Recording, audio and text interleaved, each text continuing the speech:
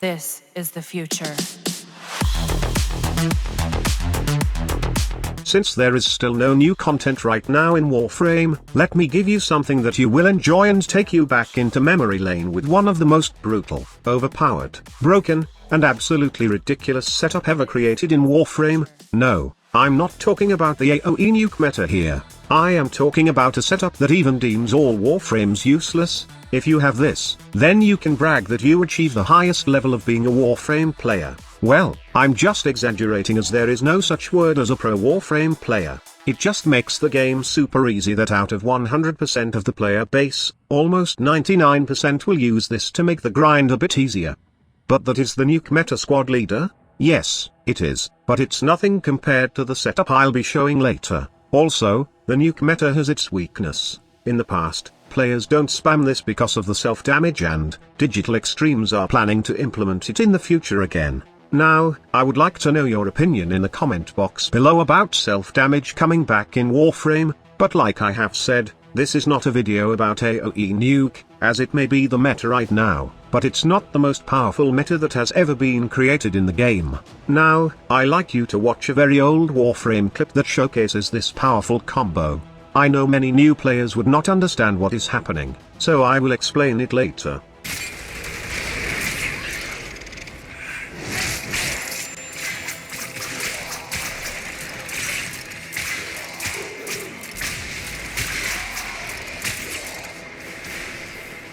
So I know nothing is clear for those who are new to the game. The combo you are seeing here is between the Naramon focus and the most broken Maiming strike Atterax build. The Atterax is a Grineer bladed whip used as a tool of execution. It has excellent critical stats and a good status chance, has 90% slash damage but has low base damage. But the low damage is not detrimental for our weapon build, since the high slash value allows it to proc bleed so that even level 9999 back in the day will melt easily with this setup. Another good thing about the Atterax in the past is that it can hit enemies through the wall. And because it's a whip, it has a very high range that you can use as a wall hack to hit enemies while hiding behind a wall. What's more impressive about this combo is that with the help of Maiming Strike plus Blood Rush, every slide attack will be red crit at 3 to 4 times combo counter. By the way, in the past, we don't have the luxury of getting 12 times combo count, hence we rely on Maiming Strike to supplement Blood Rush so we can get that red crit. We don't also have Sacrificial Steel in the past still. The Maiming Strike Atterax was so broken that players don't even use Warframe abilities anymore, and just rely on the Maiming Strike Atterax to progress into levels, farm stuff, and even go in endless endurance survival for the bragging rights of facing the most bullet sponge enemies in the game. Honestly, it made the game super easy, especially because Atterax is only a mastery rank 5 weapon. Once you get into this mastery level, you can just simply purchase the blueprint at the market for 20k credits. Then, build it in your foundry as fast as you can, since it only needs the basic resources like salvage, polymer bundle, rubido, 20k credits, and the only hard thing to get on this was the 2 Orogin rock named Argon Crystal, which you can get only from the Void. Well, I think that this is the hardest part for new players as they have to progress into the star chart, but I was able to do it solo with Rhino in the past though. There are a couple of struggles, especially in the boss fights, but I was with a very helpful clan in the past, and honestly, this is one trait of the Warframe community that keeps me getting back into the game. The community is the most chill, non-toxic, and very helpful community that I ever saw and experienced firsthand in all games out there. There are lots of Warframe players who willingly help new players progress, and I was one of the lucky few that ended up in a clan who have helped me progress up to the Void. They even offered me platinum to get the Atterax directly in the market, but I just wanted to enjoy the progression first. It did not take long to discover that Atterax was a superbly broken weapon, and I ended up using it throughout my whole progression in Warframe, when farming resources, and when enjoying level cap enemies with ease. And then came to the Naramon focus called Shadow Step. All focus school before was a bitch of Naramon focus because of one passive. This was the cherry on top of the Maiming Strike Atterax combo. The passive ability is simple. Once you activate it, you can be invisible by hitting enemies with a melee critical hit, and this combo well with the Maiming Strike Atterax combo.